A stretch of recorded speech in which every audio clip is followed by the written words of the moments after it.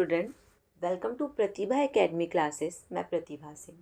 आज हम लोग पढ़ेंगे नई कविता के प्रमुख कवि एवं उनकी कृतियाँ। ये टॉपिक काफ़ी इम्पोर्टेंट है। टीजीटी, पीजीटी, ईएमआरएस और यूजीसी नेट हायर की परीक्षाओं में इस टॉपिक से कई सारे प्रश्न पूछे जाते हैं। जब आप पूरा वीडियो देखेंगे तो आपको खुद समझ में आएगा कि कितने सारे क्वेश्चन आप लोगों की परीक्षा में इसी टॉपिक से पूछे जाते हैं। और मैं अपने चैनल पे इस समय उन्हीं टॉपिक को चूज़ करके वीडियो बना रही हूँ जिनसे विगत वर्ष की परीक्षाओं में कई बार प्रश्न पूछे गए हैं और वो टॉपिक काफ़ी इम्पॉर्टेंट है। जैसे मैंने एक वीडियो भी बनाया था आदिकाल के प्रमुख इतिहासकार और उनकी रचनाओं से संबंधित। उसके बाद बनाया था मैंने आदिकाल की प्रमुख रचनाओं से संबंधित। और मैं जो आज आप लोग को टॉपिक पढ़ा रही हूँ वो है नई कविता के प्रमुख कवि एवं उनकी कृतियाँ। ये सारे टॉपिक इतने इम्पॉर्टेंट हैं जिनसे परीक्षा में प्रश्न हमें ज़रूर देखने को मिलते हैं। तो पहले आप लोग ये जान लीजिए कि आज हम लोग क्या क्या पढ़ेंगे, किन किन बिंदुओं को हम लोग टच करेंगे। सर्वप्रथम हम लोग नई कविता के जो प्रमुख कवि हैं जिसमें आपके अज्ञे, मुक्तिबोध, गिरजा कुमार माथुर, भवानी प्रसाद, धर्मवीर भारती, नरेश मेहता, सुरसरदार सक्सेना, कुंवर नारायण और शमशेर बहादुर सिंह और भी 4-5 कवि शामिल हैं। हम उनका जन्म और मृत्यु देखेंगे और उनकी जितनी भी महत्वपूर्ण रचनाएं हैं, पत्र पत्रिकाएं हैं, उसे देखेंगे।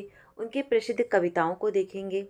उसके बाद उनकी जो महत्वपूर्ण रचनाएं हैं उसके कुछ महत्वपूर्ण बिंदुओं को भी हम लोग पढ़ेंगे, जिससे इस टॉपिक से कोई भी प्रश्न पूछा जाए तो आप काफ़ी आसानी से हल कर लेंगे। और जिन भी बच्चों को इस फुल वीडियो का पीडीएफ चाहिए या फिर मेरे चैनल पे जितने भी वीडियो पोस्ट हैं उनके पीडीएफ चाहिए तो कमेंट बॉक्स में मैंने अपने टेलीग्राम चैनल का लिंक पिन कर दिया है। वहाँ से आप मेरे टेलीग्राम चैनल पे जुड़ सकते हैं। वहाँ पे आपको ये सारे पीडीएफ देखने को मिल जाएंगे। और आपको किसी भी प्रकार का कोई डाउट होता है या फिर नेक्स्ट किस टॉपिक पे वीडियोस चाहिए आप मुझे कमेंट कर सकते हैं। तो आइए हम लोग पढ़ते हैं नई कविता के प्रमुख कवि एवं उनकी कृतियाँ। सर्वप्रथम हम लोग पढ़ेंगे अज्ञे को। ठीक है, अज्ञे से संबंधित कुछ बातें आपको ध्यान में रखनी है। सबसे पहले कि अज्ञे का पूरा नाम क्या है। ये प्रश्न टीजीटी की परीक्षा में पूछा जा चुका है। तो अज्ञे का पूरा नाम है सच्चिदानंद हीरानंद वात्स्यायन। ठीक है, उसके बाद इनका जन्म कब हुआ था। तो इनका जन्म हुआ था 1911 ईस्वी में और मृत्यु हुई थी 1987 ईस्वी में। मैं किसी भी लेखक का जन्म और मृत्यु इसलिए आप लोगों को बताती हूँ क्योंकि यूजीसी नेट की परीक्षाओं में या फिर बदलते जो परीक्षाओं के पैटर्न हैं उसमें क्रम से संबंधित प्रश्न काफ़ी पूछे जाते हैं। तो आप लोगों को लेखक का जन्म का सन, मृत्यु का सन और उनकी जो महत्वपूर्ण रचनाएं हैं उसका सन ज़रूर से याद होना चाहिए। अब आगे देखेंगे इनके कुछ महत्वपूर्ण संपादन। पहला है प्रतीक, तार सप्तक, दूसरा सप्तक और तीसरा सप्तक। ठीक है, अब आगे देखेंगे हम लोग इनकी कुछ महत्वपूर्ण काव्य कृतियाँ, जैसे हरी घास पर क्षण भर, बावरा अहेरी, इंद्रधनुष रौंदे हुए, अरियो करुणामय प्रभा, आंगन के द्वार पर, कितनी नाव में कितनी बार, सागर मुद्रा, महावृक्ष के नीचे, क्योंकि मैं उसे जानता हूँ, असाध्य वीणा, चिंता, इतलयम।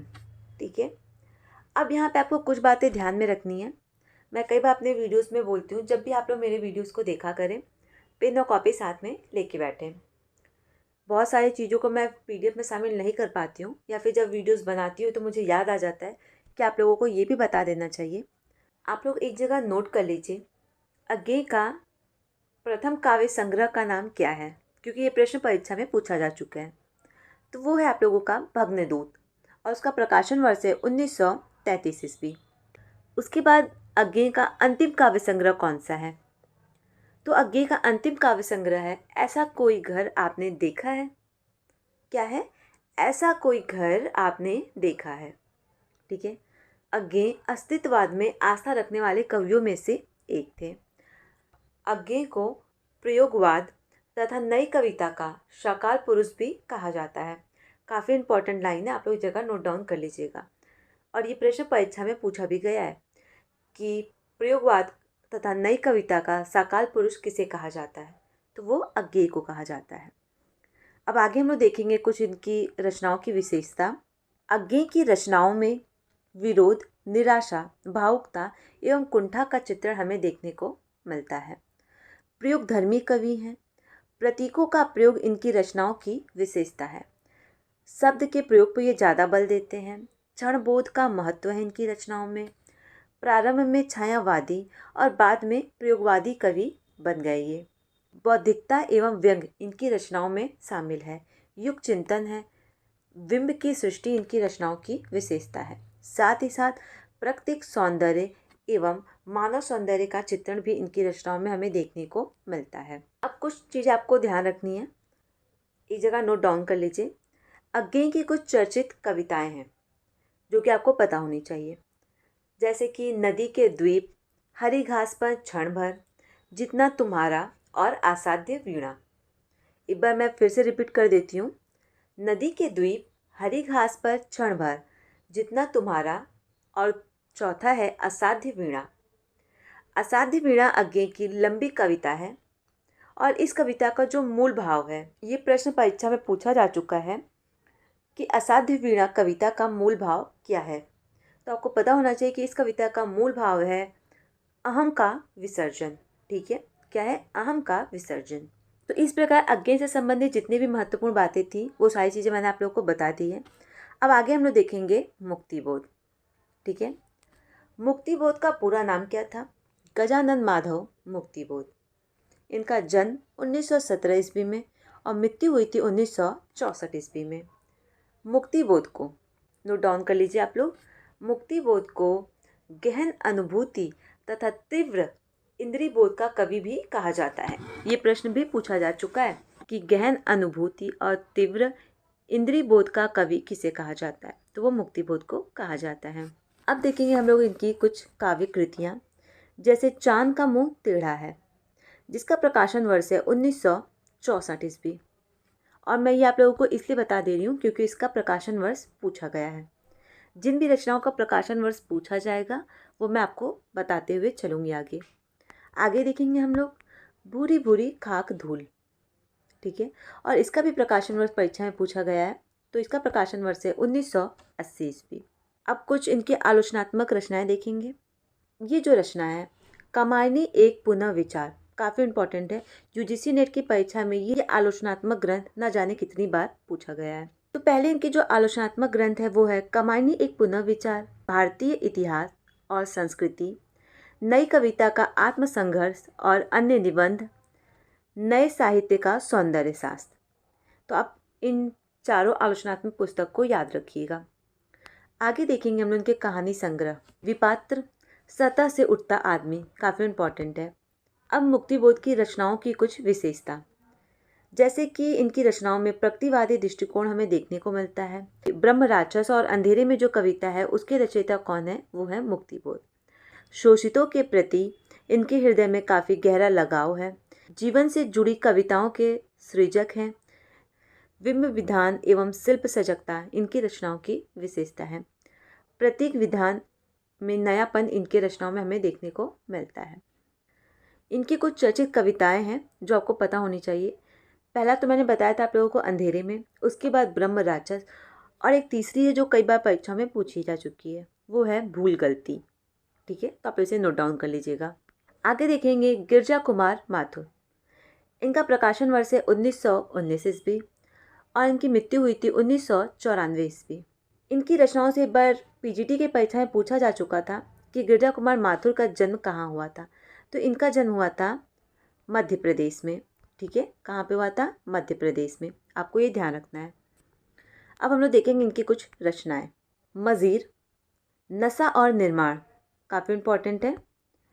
धूप के धान, साक्षी रहे वर्तमान, भीतरी नदी की यात्रा, सीला पंख चमकीले, छाया मत छूना, पृथ्वी कल्प, कल्पांतर। अब आगे देखेंगे इनकी कुछ आलोचनात्मक पुस्तक, वो है नई कविता, सीमा और संभावनाएं। विशेषता इनकी रचनाओं के तार सप्तक के कवि में शामिल रह चुके हैं गिरजा कुमार माथुर। उसके बाद सामाजिक यथार्थ के प्रति आग्रह है। नए बिंब, प्रतीकों एवं उपमानों का प्रयोग इनकी रचनाओं में हमें देखने को मिलता है। रोमांटिक भावना के कवि हैं ये। सौंदर्य बोध, साथ ही साथ शिल्प की सजगता, नाद सौंदर्य, वर्ण मैत्री का कुशल प्रयोग इनकी रचनाओं में स्पष्ट रूप से दिखाई पड़ता है। विषय की मौलिकता, प्रतीक एवं बिंबों का प्रयोग ये काफ़ी ज़्यादा किया करते हैं।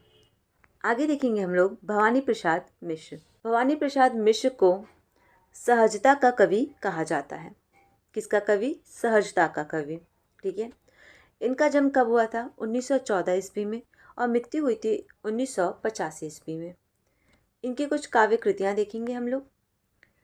कमल के फूल, वाणी की दीनता, टूटने का सुख, सतपुड़ा के जंगल में काफ़ी इम्पोर्टेंट, सन्नाटा इम्पॉर्टेंट है, गीत फरोश इम्पॉर्टेंट है, चकित है दुख, अंधेरी कविता, बुनी हुई रस्सी, खुशबू के शिलालेख। इन्होंने गांधी वाडम्य का संपादन भी किया है। इनकी रचनाओं की कुछ विशेषता, बुनी हुई रस्सी रचना पे इनको साहित्य अकादमी प्राप्त है। काफ़ी इंपॉर्टेंट लाइन है, आप इसे ध्यान रखिएगा। उसके बाद देखेंगे गीत फरोश कविता सर्वाधिक प्रसिद्ध है। फिल्मी गीतकार के रूप में इन्होंने कार्य किया है। परिवर्तन जिए नामक कविता पर उत्तर प्रदेश हिंदी संस्थान द्वारा इन्हें पुरस्कार भी प्राप्त है। लोक जीवन का चित्रण, सरल भाषा का प्रयोग, हिंदी के प्रमुख गीतकार और व्यंग्य का सफल प्रयोग इनकी रचनाओं की विशेषता है। चिंतन प्रधान और सांस्कृतिक दृष्टिबोध इनकी रचनाओं में हमें देखने को मिलता है। अब भवानी प्रसाद मिश्र से संबंधित कुछ बातें आपको पता होनी चाहिए, जैसे कि इनकी कुछ महत्वपूर्ण कविताएं हैं जो कई बार परीक्षा में पूछी जा चुकी हैं। पहला तो है सतपुड़ा का जंगल, गीत फरोश और कमल के फूल, ये आपको पता होना चाहिए। अब आगे हम लोग पढ़ेंगे धर्मवीर भारती। धर्मवीर भारती को मूलतः प्रेम का कवि कहा जाता है। किसका कवि? प्रेम का कवि। ठीक है। अब आगे हम लोग देखेंगे इनका जन्म कब हुआ था। तो धर्मवीर भारती का जन्म हुआ था 1926 ईस्वी में और मृत्यु हुई थी 1997 ईस्वी में। इनकी काव्य कृतियाँ हैं। अंधा युग काफ़ी इम्पॉर्टेंट है और ये रचना यूजीसी नेट के पाठ्यक्रम में भी शामिल है। अंधा युग से संबंधित मैंने एक फुल वीडियो बनाया है जिसमें अंधा युग के जितने भी अंक हैं उन सारे अंकों में क्या कहानी रही है उसको बताया है। साथ ही साथ धर्मवीर भारती के जन्म से लेकर मृत्यु से संबंधित जितनी भी महत्वपूर्ण बातें थी सब पे डिस्कशन किया था। उस वीडियो का लिंक मैं कमेंट बॉक्स में पिन कर दूंगी, आप एक बार उस वीडियो को देख लीजिएगा। तो अंधा युग का प्रकाशन कब हुआ था, आपको ये जानना काफ़ी ज़रूरी है क्योंकि परीक्षा में पूछा जा चुका है। तो अंधा युग का प्रकाशन हुआ था 1955 ईस्वी में, कनुप्रिया 1959 ईस्वी में। ठीक है। उसके बाद 7 गीत वर्ष 1959 ईस्वी में, ठंडा लोहा 1952 ईस्वी में। ठीक है। देशांतर, अब आप कुछ बातों को ध्यान में रखिए, जैसे जो इनकी देशांतर रचना है ये विदेशी कविताओं का एक संग्रह है। ठीक है। और जो कनुप्रिया रचना है इस रचना में इन्होंने राधा और कृष्ण के प्रेम का वर्णन किया है। आगे देखेंगे हम लोग इनके ऊपर गुनाहों का देवता, काफ़ी इंपॉर्टेंट है और हिंदी साहित्य के लगभग सभी विद्यार्थी जानते होंगे और ये प्रश्न परीक्षा में भी बहुत बार पूछा जा चुका है। उसके बाद दूसरा उपन्यास है सूरज का 7वां घोड़ा। इन्होंने कुछ पत्रिकाओं का संपादन किया है, जैसे धर्मयुग जो कि साप्ताहिक है, निष्कर्ष और आलोचना। कहानी संग्रह है इनका चांद और टूटे हुए लोग, बंद गली का आखिरी मकान, वेरी इंपॉर्टेंट। अब कुछ इनके निबंध और समीक्षात्मक ग्रंथ देखेंगे। पहला है ठेले पर हिमालय, मानव मूल्य और साहित्य, सिद्ध साहित्य, कहानी अकहानी इंपॉर्टेंट है, पश्यंती इंपॉर्टेंट है, प्रगतिवाद एक समीक्षा। तो जितने भी इनके निबंध और समीक्षात्मक ग्रंथ हैं उसको आप एक बार अच्छे से पढ़ लीजिएगा। अब हम लोग देखेंगे धर्मवीर भारती की रचनाओं से संबंधित कुछ महत्वपूर्ण बातें। परिमल नामक संस्थान के ये संस्थापक रह चुके हैं। सिद्ध साहित्य पर सूर्य की उपाधि प्राप्त है। आप लोग इस लाइन को देखिए, काफ़ी इंपॉर्टेंट है। सर्वाधिक प्रसिद्ध काव्य कृति इनकी कौन सी है, वो है अंधा युग। और लोकप्रिय उपन्यास इनका है गुनाहों का देवता। आगे देखेंगे हम लोग रोमांटिक भावों के कवि हैं ये। पौराणिक कथाओं में मानव मूल्यों की खोज इनकी रचनाओं में हमें देखने को मिलता है। कनुप्रिया में राधा का नवीन रूप का चित्रण इन्होंने किया है। जैसा कि मैंने आप लोग को बताया था कि इनकी कनुप्रिया में राधा और कृष्ण के प्रेम का वर्णन है और इन्होंने अपनी कनुप्रिया रचना में राधा के नवीन रूप का चित्रण किया है। प्रतीकों का प्रयोग, नए बिंब विधान, युग्म भ्रम, संशय एवं कुंठा की अभिव्यक्ति इनकी रचनाओं में हमें देखने को मिलती है। अब आगे देखेंगे हम लोग नरेश मेहता। नरेश मेहता का जन्म हुआ था 1922 ईस्वी में और मृत्यु हुई थी 2000 ईस्वी में। इनकी कुछ रचनाएं हैं जैसे कि वन पाखी सुनो, बोलने दो चिड़ों को, पिछले दिनों नंगे पैरों, मेरा समर्पित एकांत, उत्सव, तुम मेरा मौन हो, देखना एक दिन, अरण्य। उसके बाद संशय की एक रात, वेरी इंपॉर्टेंट, और महाप्रस्थान। ठीक है, सबरी और प्रार्थना पुरुष। अब इनकी रचनाओं की कुछ विशेषता देखेंगे हम लोग। उससे पहले आपको एक चीज़ पता होना चाहिए कि इनका प्रबंध काव्य जो रह चुका है वो है संशय की एक रात और महाप्रस्थान। ठीक है, और इनकी एक रचना है जिसे आप लोग नोट डाउन कर लीजिए, समय का देवता शीर्षक कविता इनकी एक लंबी कविताओं में से एक है। अब कुछ महत्वपूर्ण बातें देखेंगे जैसे कि इनका प्रार्थना पुरुष नामक खंड काव्य गांधी जी के जीवन पर चित्रित किया गया है। ठीक है, संशय की एक रात नामक खंड काव्य में राम के संशय का चित्रण देखने को हमें मिलता है। क्या एक सीता के लिए नरसंहार करना उचित है? यह संशय राम के मन में उठा और फिर उन्होंने सोचा युद्ध सीता के लिए नहीं प्रजा के लिए करना आवश्यक है। अब आगे देखेंगे, करुणा आधुनिक बोध का एक साथ कविता में चित्रण किया गया है। नए बिंबों के सृजक कवि हैं ये। अब देखेंगे सर्वेश्वर दयाल सक्सेना। इनका जन्म हुआ था 1927 ईस्वी में और इनकी मृत्यु हुई थी 1983 ईस्वी में। इनकी कुछ महत्वपूर्ण काव्य कृतियाँ, काठ की घंटी, बांस का पुल, एक सूनी नाव। आगे देखेंगे, गर्म हवाएं, कुआओं नदी, जंगल का दर्द, खूंटियों पर टंगे लोग, कई बार परीक्षाओं में पूछा गया है। उपन्यास है सोया हुआ जल और नाटक है बकरी जो कि यूजीसी नेट के पाठ्यक्रम में शामिल भी है।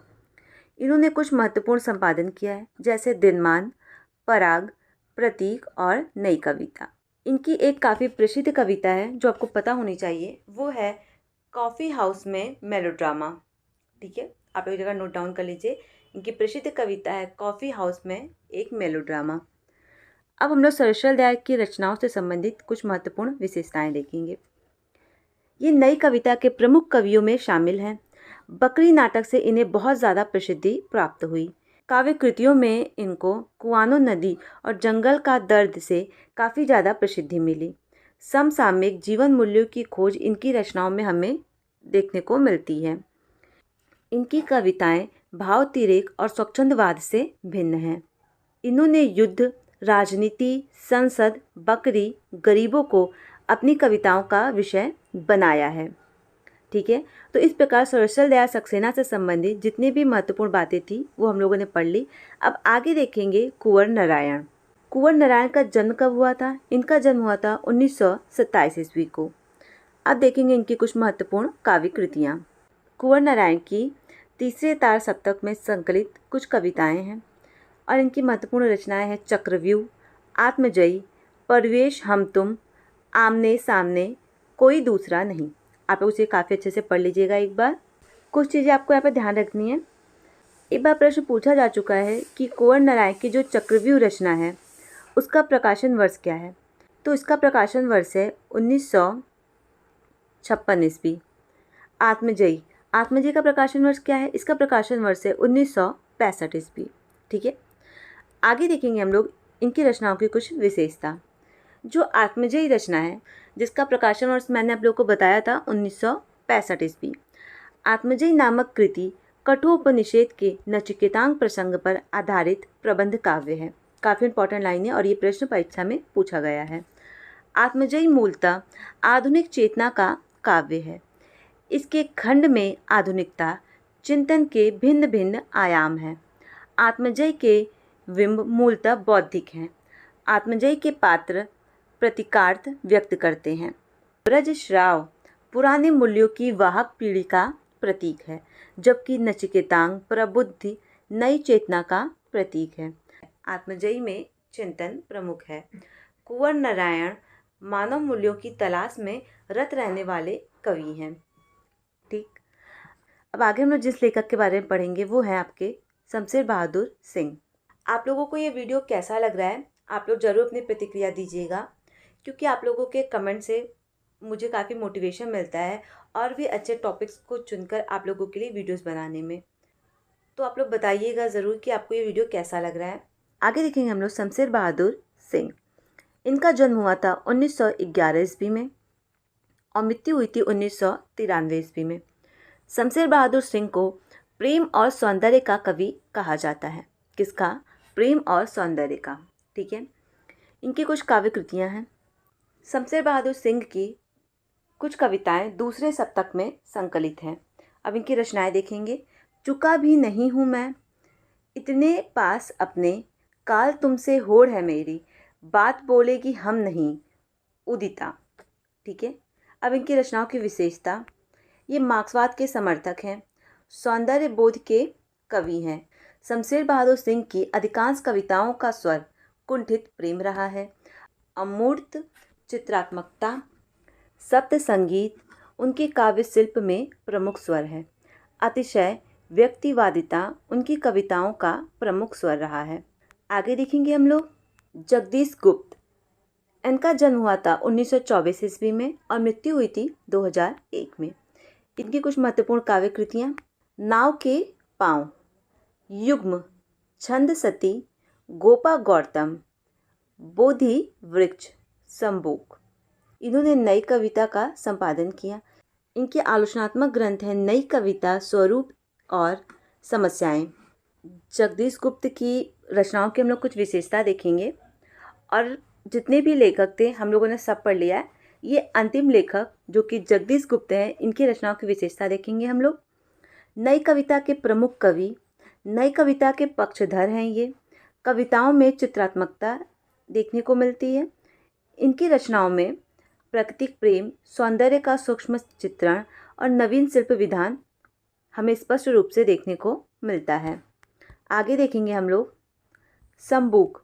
रचना में मानववादी चेतना की अभिव्यक्ति हमें देखने को मिलती है। तो इस प्रकार हम लोगों ने कुल 10 से 12 लेखकों की रचनाएं और उनकी रचनाओं से संबंधित महत्वपूर्ण बातें और उनकी रचनाओं की विशेषताओं को देखा। आपको ये वीडियो कैसा लगा? आप अपनी प्रतिक्रिया ज़रूर दीजिएगा और वीडियो पसंद आता है तो अपने दोस्तों के साथ ज़रूर शेयर कीजिएगा। टाइम टू टाइम क्लास के अपडेट पाने के लिए आप चैनल को सब्सक्राइब कर सकते हैं। कमेंट बॉक्स में मैंने अपने टेलीग्राम चैनल का लिंक दे दिया है, तो वहाँ से आप मेरे टेलीग्राम चैनल पर जुड़ सकते हैं। वहाँ पर आपको ये PDF देखने को मिल जाएगा।